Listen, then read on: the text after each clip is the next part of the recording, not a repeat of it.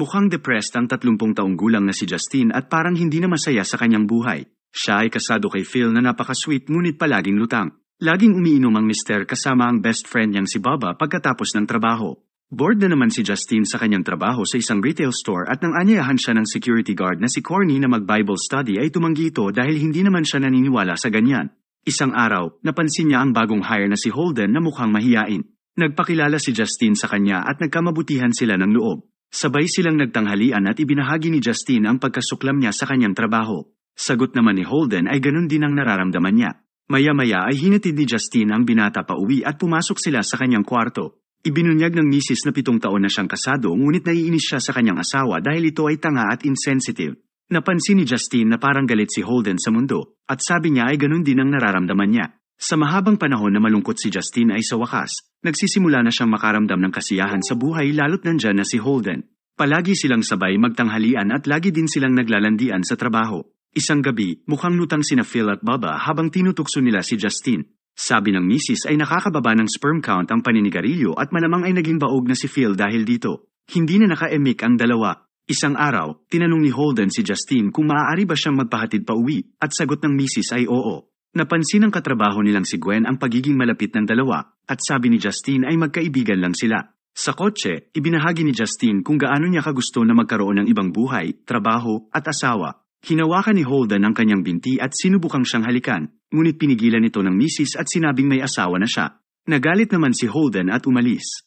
Nang gabing iyon, sinabi ni Phil na gusto niyang kumonsulta sa eksperto para malaman kung baog ba talaga siya. Sagot ni Justine ay hindi niya kailangan ng sanggol at sinabihan niya ang mister na ayusin na lang ang TV para may pakinabang naman siya. Nagtaka si Phil sa mainit na ulo ng kanyang misis.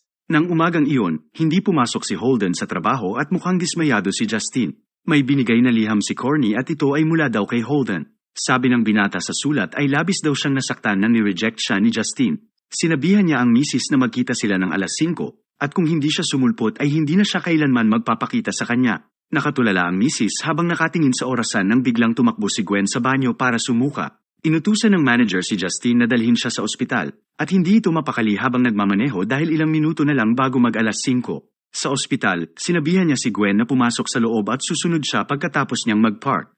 Nakita ni Justine na lagpas 5:00 na kaya binilisan niya ang takbo papunta sa lugar na sinabi ni Holden.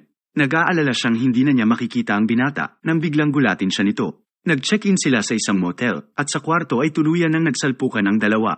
Pag-uwi ni Justine sa bahay ay tinanong siya ng mister kung saan siya galing. Sagot niya ay nagkasakit si Gwen kaya dinala niya ito sa ospital at binantayan buong maghapon.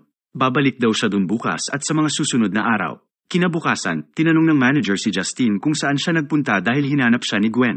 Tinanong ng misis kung kumusta ang kanyang kaibigan at sabi ng manager ay mananatili pa siya sa ospital ng ilang araw. Nang gabing iyon ay inayos ni Phil ang TV, samantalang ang misis niya ay nagpapakaligaya kasama ni Holden. Madalas silang nagpapainit sa storage room at nag-check-in sa motel pagkatapos ng trabaho. Isang gabi matapos mag-check-out sa kwarto ay nakita ni Justine ang kotse ni Baba. Kinabahan siya kaya dali-dali silang umalis. Nag-aalala si Justine na baka malaman ito ng kanyang asawa at sabi ni Holden ay hindi niya ito hahayaang saktan ni Phil. Giit ni Justine ay malaking tao ang mister niya at baka mapatay siya.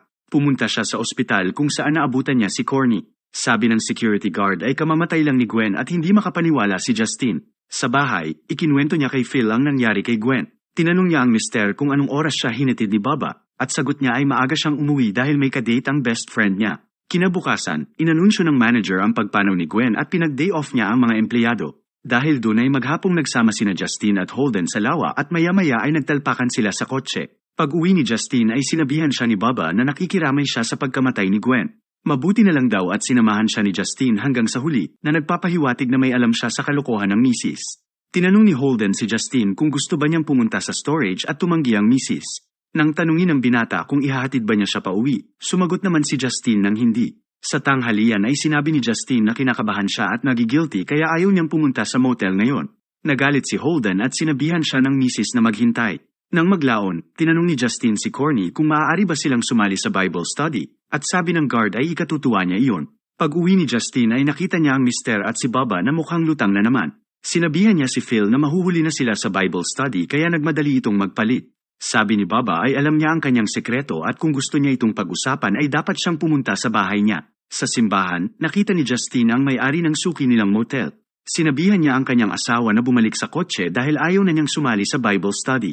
Nataranta si Phil kaya tinanong niya kung bakit, ngunit nagalit ang misis at sinabing ayaw lang niya. Kinabukasan, sinabi ni Justine kay Holden na hindi siya makakasama sa motel dahil may mahalaga siyang gagawin.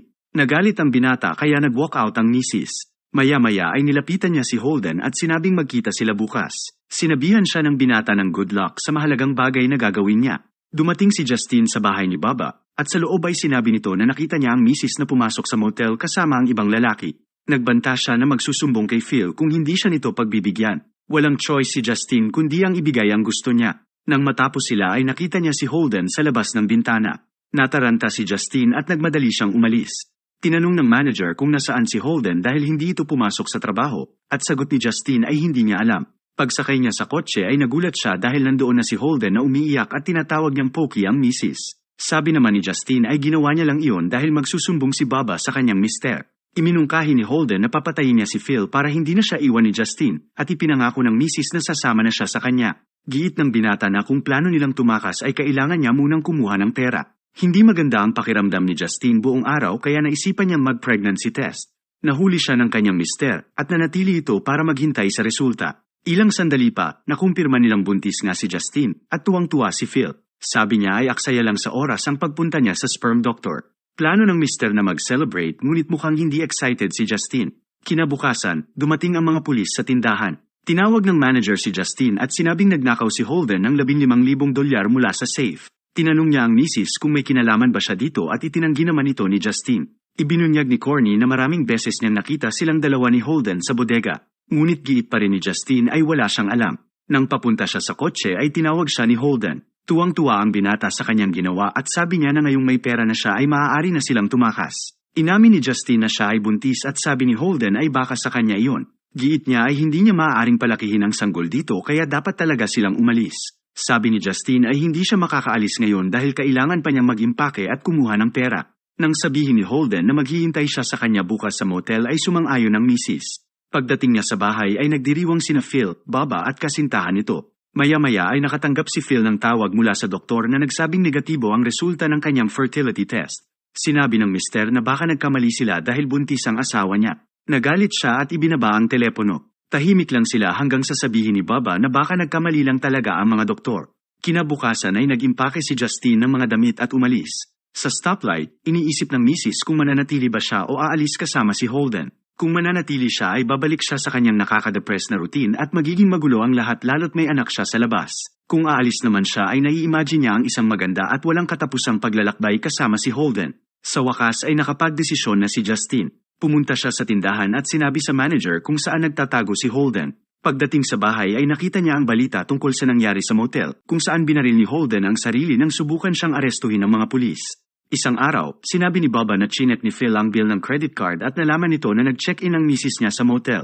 Umiyak si Baba at nakiusap na huwag ipaalam sa kanyang best friend ang tungkol sa nangyari sa kanila.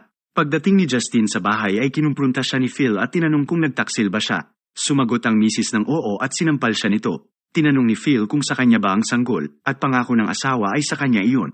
Tinanong din ng mister kung ang guard ba na si Corny ang kalaguyo niya at oo din ang sagot ni Justine. Humingi ng tawad si Phil dahil sa pagsampal sa kanya at nagsorry din si Justine kaya nagkaayos din silang mag-asawa. Kinabukasan, nakita ni Justine na may mga pasa at bali sa braso si Corny.